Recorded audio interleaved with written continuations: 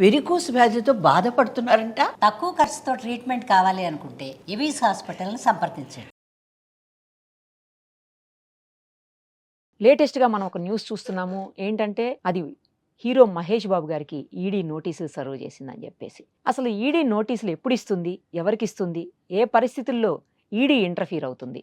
ఈ అన్ని విషయాలు ప్రస్తుతం మనతో షేర్ చేసేందుకు లైవ్ కాల్‌లో అందుబాటులో ఉన్నారు. జై భారత్ పార్టీ వ్యవస్థాపక అధ్యక్షులు, మాజీ సీబీఐ జేడీ లక్ష్మీనారాయణ గారు. ఒకసారి ఆయనతో మాట్లాడదాం. సార్ నమస్తే అండి. నమస్తే అండి. ఎప్పుడు ఈడీ అనేది ఎంటర్ అవుతుంది? నేను విన్నదేంటంటే ఇంతకుముందు గతంలో కొన్ని కేసెస్‌లో జనరల్‌గా ఎక్కువ పెద్ద అమౌంట్ గనక ఇన్వాల్వ్ అయ్యి ఉన్నప్పుడు లేదు అంటే ఇతర దేశాలకు ఎక్కడికన్నా అమౌంట్ ఇక్కడి నుంచి వెళ్ళిపోయింది అన్నట్లు అలాంటి విషయాల్లో ఎక్కువగా ఈడీ ఇంటర్ఫీర్ అవుతుంది. ఒక హీరో విషయంలో ఈడీ ఇంటర్ఫీర్ అవ్వటం అనేది ఇంతవరకు ఎక్కడా కూడా చూడలేదు. పెద్ద పెద్ద వ్యాపారవేత్తలు లేదా పెద్ద పెద్ద రాజకీయ నాయకులు ఇలాంటి వాటిల్లో చూసాము. ఇప్పుడు లేటెస్ట్‌గా 'మహేష్ బాబు' గారికి ఈడీ నోటీసులు సర్వ్ చేసింది అనంగానే అదేంటి అని అందరిలో కూడా ఒక రకమైన ఆశ్చర్యం వ్యక్తమైనటువంటి పరిస్థితి.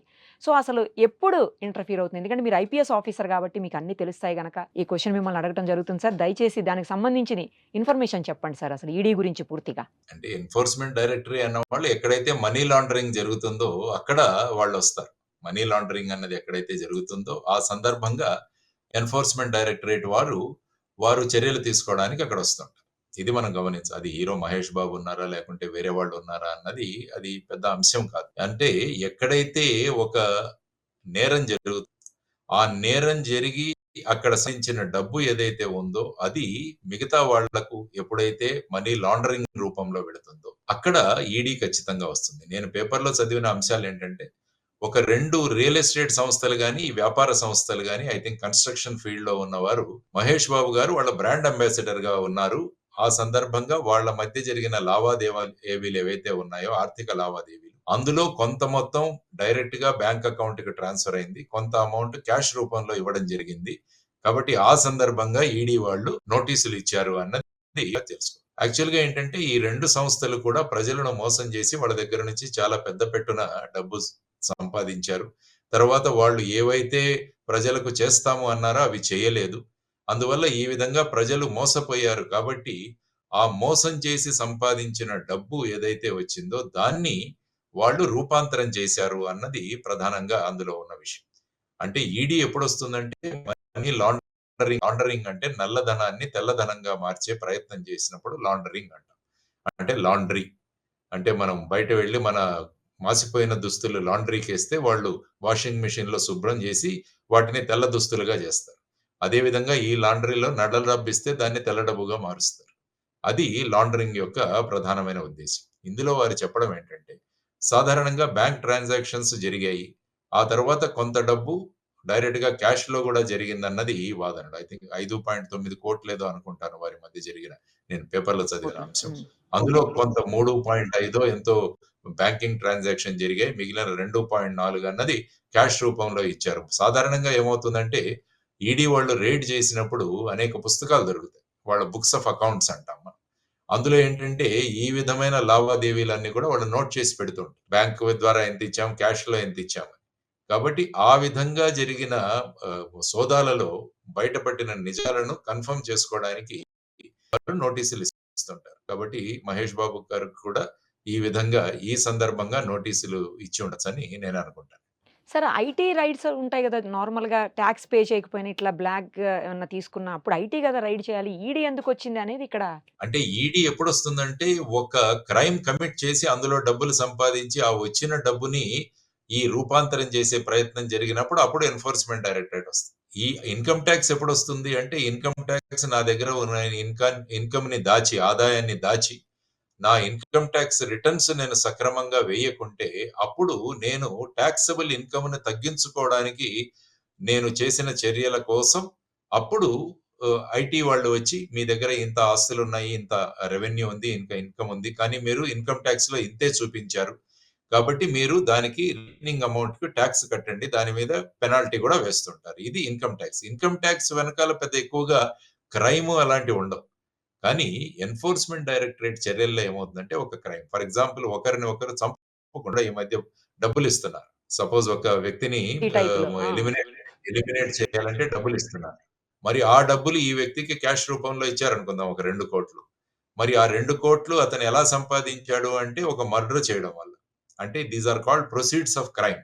వీటిని వెళ్లి కొంత షేర్ మార్కెట్‌లోనో, కొంత భూమి కొనడంలోనో, లేకుంటే ఒక ఫ్లాట్ కొనుక్కున్నాను. అప్పుడు నల్లధనాన్ని తెల్ల రూపంలో మార్చడం జరిగింది. లాండరింగ్ జరిగింది. అప్పుడు ఈడీ వాళ్ళు రంగప్రవేశం చేస్తారు. అంటే ముఖ్యంగా ఈడీ రంగప్రవేశం చేయడానికి ఒక పోలీస్ కేస్ అన్నది అవసరం. ఈ కేసులో కూడా I think Surana builders or ఇంకొక బిల్డర్స్ వాళ్ళ మీద కూడా కేసులు రిజిస్టర్ అయ్యాయి అనుకుంటా. సార్ అయ్యాయి. కేసులు రిజిస్టర్ అవ్వగానే ఏమవుతుందంటే ఆ ఎఫ్ఐఆర్‌లు తీసుకొని ఈడీ వాళ్ళు స్వతంత్రంగా వాళ్ళ దర్యాప్తు మొదలు పెడతారన్నమాట. ఒక ఐ థింక్ వాళ్ళు కూడా స్వతంత్రంగా ఇక్కడ ఎఫ్ఐఆర్ ఉన్నట్టు అక్కడ కూడా వాళ్ళు ఒక ఇన్వెస్టిగేషన్ మొదలుపెట్టి వాళ్ళ ఇన్వెస్టిగేషన్ ప్యారలల్ జరుగుతుంది. అంటే పోలీస్ ఇన్వెస్టిగేషన్ ఒకవైపు, ఈడీ వాళ్ళ ఇన్వెస్టిగేషన్ ఒకవైపు, ఆ విధంగా నడుస్తూ ఈ పోలీసులు అయితే ఛార్జ్ షీట్ ఫైల్ చేస్తారు. తర్వాత ఈడీ వారైతే మనీ లాండరింగ్ కింద వాళ్ళు స్పెషల్ కోర్టులో ఫైల్ చేస్తారు.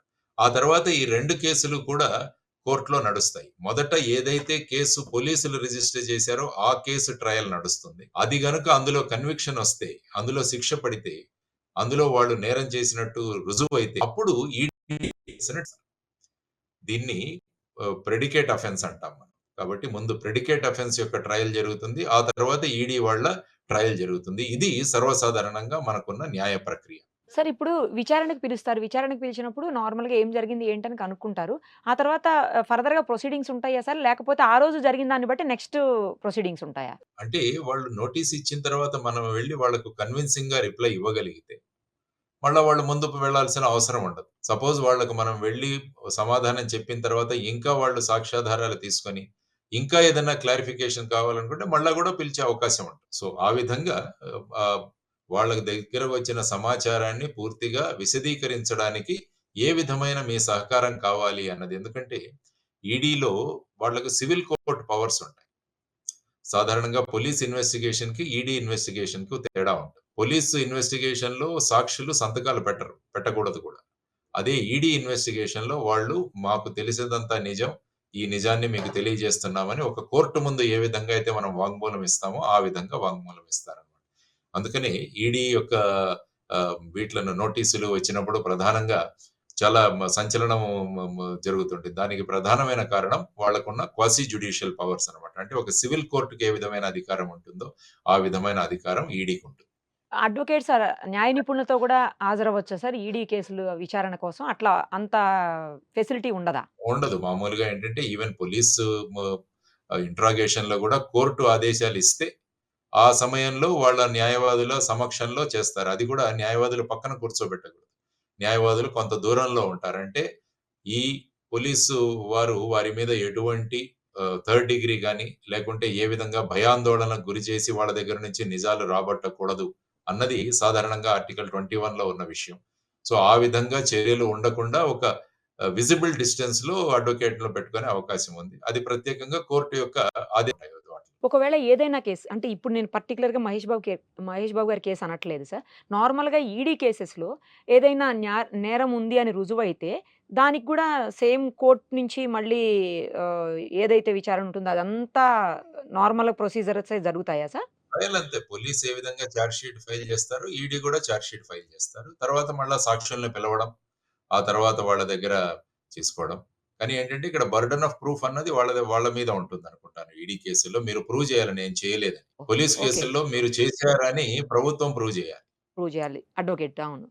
So, government side. దాన్నేమంటారంటే వాటిని బర్డెన్ ఆఫ్ ప్రూఫ్ అంటాం. సో, ఆ విధంగా బర్డెన్ ఆఫ్ ప్రూఫ్ గురించి కూడా ఒక తేడా ఉంది దాంట్లో. ఇది ఎవరైతే నేరం ఆరోపించబడిందో వాళ్ళకుంటుంది ఈసారి బర్డెన్ ఆఫ్ ప్రూఫ్ ఈ కేసెస్‌లో, ఈడీ కేసెస్‌లో. ఆ! అంతే కదా మీరు సార్?